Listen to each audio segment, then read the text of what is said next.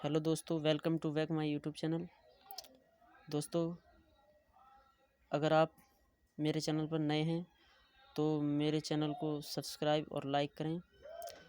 प्राकृतिक संपदा क्या है?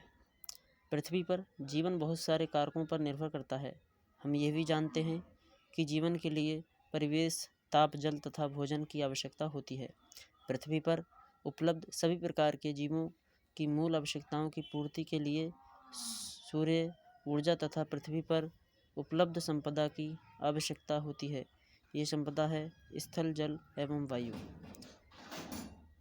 तो दोस्तों, इसी पर कुछ प्रश्न और उत्तर हैं। पहला प्रश्न है, पृथ्वी के चारों ओर फैले हुए वायु की परत को क्या कहते हैं? उत्तर होगा वायुमंडल। अगला प्रश्न है, वायुमंडल की कितनी परतें हैं? तो उत्तर है 5। पहली है क्षोभ मंडल, दूसरी है समताप मंडल, तीसरी है ओजोन मंडल, चौथा है आयन मंडल, पांचवी है ब्रह्मंडल।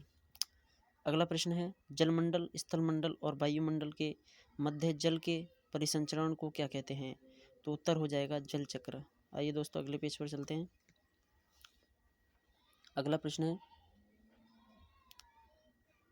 वे जीव जो भौतिक पर्यावरण से अपना भोजन स्वयं बनाते हैं क्या कहलाते हैं? उत्तर होगा उत्पादक। अगला प्रश्न है, वर्षा, तापमान, आर्द्रता, वायुदाब इत्यादि के दीर्घकालीन सम्मिलित रूप को क्या कहते हैं? उत्तर होगा जलवायु। पारिस्थितिकीय तंत्र की संरचना कितने प्रकार के घटकों से होती है? उत्तर होगा 2। पहला है जैविक घटक, दूसरा है अजैविक घटक। अगला प्रश्न है, सौर ऊर्जा का वह भाग जो पृथ्वी द्वारा ग्रहण किया जाता है उसे क्या कहते हैं? सूर्यताप। उत्तर हो जाएगा सूर्यताप।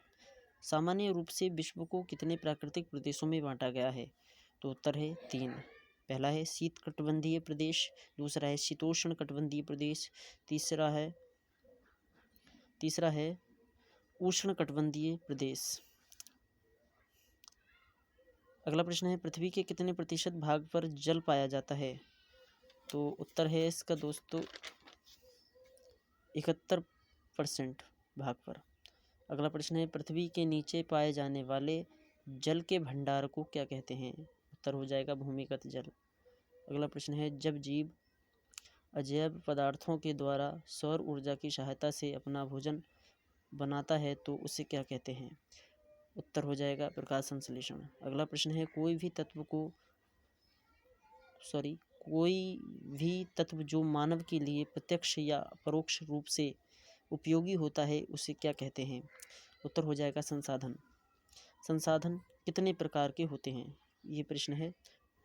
तो संसाधन 4 प्रकार के होते हैं। पहला है व्यक्तिगत संसाधन, दूसरा है सामुदायिक संसाधन, तीसरा है राष्ट्रीय संसाधन तथा चौथा है अंतर्राष्ट्रीय संसाधन।